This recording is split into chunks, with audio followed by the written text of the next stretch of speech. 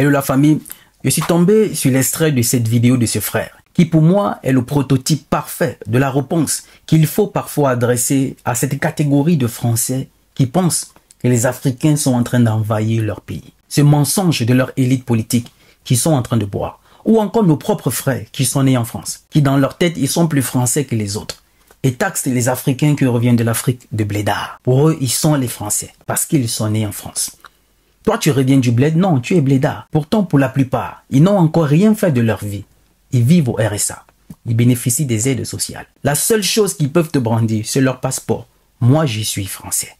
Ignorance chronique. Et même dans ses agissements, il fera tout pour te montrer, aux yeux de ses amis européens, que toi, tu n'es pas pareil que lui. Lui, il est français. Lui, il est né en Europe. Et quand il va essuyer du côté de ses amis français, là, des gestes discriminatoires ou encore de la discrimination, mais quand il sera rejeté par ceux dont il pense faire partie de la même société, c'est là où il va se rabattre vers ceux qu'il a traités hier de blédards pour le défendre. Comprenez que nous, la communauté afro, on a un problème, un réel problème. Vous allez voir 2-3 générations chinoises en France. Ils parleront chinois. Mais la plupart de nos frères qui sont nés en France là, même ceux qui sont arrivés il y a 2-3 ans, il a oublié sa langue maternelle. Quand tu lui poses la question, tu es de quelle origine? Oh, moi je suis français. Oui, tu es français.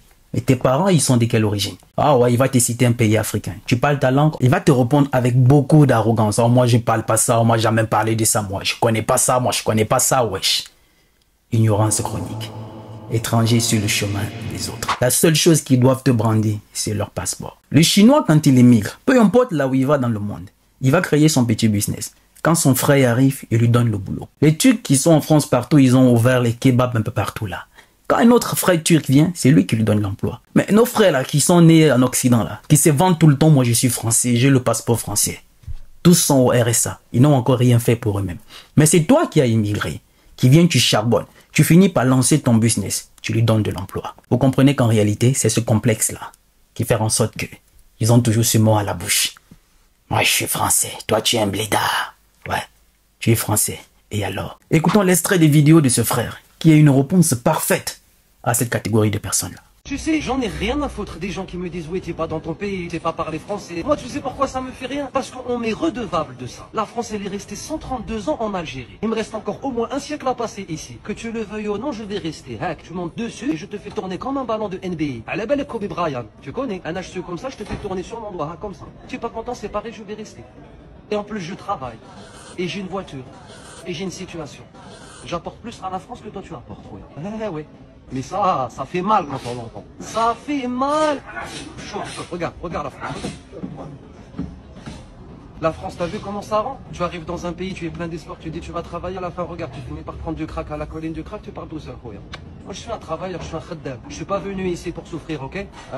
C'est comme les jeunes, là, quand je les vois avec des drapeaux algériens, quand l'Algérie, elle gagne. Les femmes, elles sont là, sur les voitures comme ça, avec les bzézil à l'air. One, two, three. Vous faites honte, vous. Parce qu'il y a des chouhada qui se sont battus. Il y a des martyrs qui sont morts pour que vous puissiez avoir la liberté. Et vous, sur les Champs-Élysées, vous montrez vos bzézil, vous avez des copogèles comme ça, aérodynamiques, vous écoutez du Joule, vous dites vive l'Algérie alors que vous y allez jamais. Quand vous allez un mois là-bas, vous paniquez parce que vous avez plus de réseau pour les réseaux. Vous dites, oh, ça capte mal, c'est quoi ce pays de merde? Respectez-le, il y a le club. Tu vois cette pierre-là? Cette pierre, c'est mon grand-père qui l'a posée ici quand il est venu travailler là. Ça veut dire ce mètre carré, il m'appartient. C'est pas de la loi Carrez ici, c'est de la loi Marès. Et pourtant, je réclame pas. Moi, mes parents, ma mère, elle est née quand l'Algérie, elle était française. Si elle veut, elle demande la nationalité française. On réclame pas, nous. On n'est pas des mendiants, on est des khaddams. J'ai vraiment apprécié cette vidéo en réalité qui est pour moi le prototype de réponse qu'il faut adresser à cette catégorie de personnes-là. Pour ceux qui sont même plus européens que les Européens. Quand ils arrivent au bled, regardez comment ils se comportent. Oh, ici c'est comment? Oh, ici c'est comme ça. Oh, ici. Étrangers sur le chemin des autres. Mais pourtant, quand ils arrivent chez l'autre côté là-bas, on leur rappelle toujours, tu auras beau être né ici, et tu ne seras jamais chez toi. Et surtout aussi à cette catégorie de Français que je pense ignorants. Ignorants de leur propre histoire. Parce que leur histoire, on passe le temps à leur mentir. On ne dit pas que leur pays est ce qu'il est aujourd'hui à cause de la plupart des Africains. Des gens dont le sang a coulé pour qu'ils aient ces libertés aujourd'hui. Donc en réalité, s'il faut faire, voilà, s'il faut mettre sur la balance qui est redevable envers qui, je pense pas qu'ils finiront de nous payer un jour ce qu'ils nous doivent. Dans un certain moment, au lieu de penser que les Africains sont venus envahir votre pays, vous devez être reconnaissant pour ce que l'Afrique a fait pour la France. Sinon, elle n'existerait pas. La famille, dites-moi ce que vous en pensez de l'extrait des vidéos de ce frère. Je l'ai trouvé intéressant et j'ai voulu partager ça avec vous. Il n'est jamais trop tard pour recommencer. Le rêve n'a pas de date d'expiration.